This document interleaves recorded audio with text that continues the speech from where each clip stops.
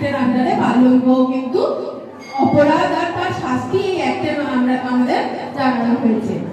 তো প্রথমেই বলি, তোমাদের কি মনে হয় যে বিয়ে দিচ্ছে বাড়ির লোক তারাই শুধু অপরাধী হয়?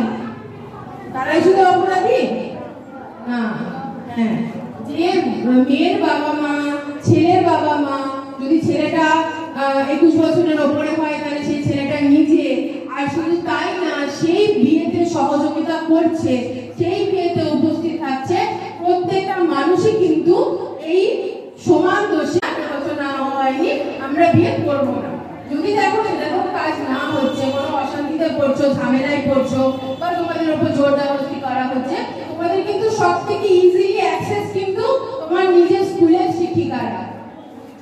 তোমরা স্কুলে এসে বলবে তাদেরকে, তারা কিন্তু বাল্যবিবাহ বন্ধ করার জন্য, যতটা তাদের সমস্যার সমাধান করার জন্য যা কিছু করার দরকার তারা তোমাদেরকে নিশ্চয়ই সহযোগিতা করবে।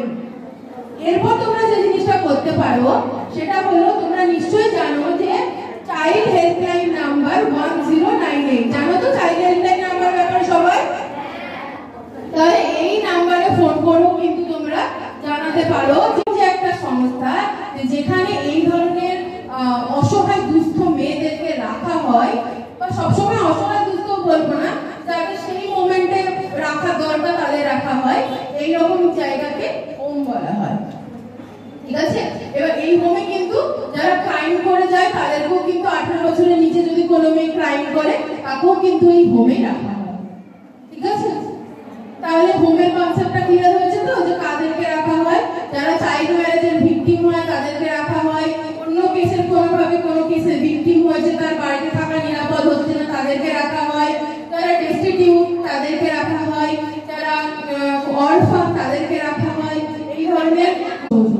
আর যদিও বা এই জিনিসটা কারোর সঙ্গে ঘটে থাকে, সে কিন্তু প্রথমেই সাইবার ক্রাইম ডিপার্টমেন্ট বলে যেখানে সাইবার সেল আছে সেইখানে গিয়ে এই কমপ্লেনটা করতে হয় যে এই আইডি থেকে আমাকে এরকম ব্ল্যাকমেল আসছে আমার কাছে, যে অনেক সময় বলে যে ছবি এটা করে দেবো, ছবি থেকে করে দেবো, এখন এর সময় জিনিসগুলো হচ্ছে, বা ব্ল্যাকমেল করতে পারে যে তোমার ছবি দাও, না হলে তোমাকে এত টাকা দিতে হবে, না হলে এই জিনিসটা তোমাদেরকে। এই ধরনের যে হ্যারাসমেন্ট গুলো যে তোমরা যদি কেউ ফেস করে, বা কোনো বন্ধু হয়তো করছে তোমার সাথে শেয়ার করলো, তাকে বলবে যে ভয় না পেতে, কোনো টাকা দিতে হবে না, কোনো ডিপ্রেশনের জন্য ভুগতে হবে না, সে সরাসরি গিয়ে সেই আইডিটা নিয়ে গিয়ে, নিজের আইডিটা নিয়ে গিয়ে, আর সেই মেসেজের স্ক্রিনশট গুলো নিয়ে গিয়ে সাইবার ক্রাইম ডিপার্টমেন্টে বলবে, লিখিত কমপ্লেন করবে, তাহলেই কিন্তু এই সমস্যার সমাধান হবে। এই সমস্যাটা কিন্তু খুব একটা বড় সমস্যা।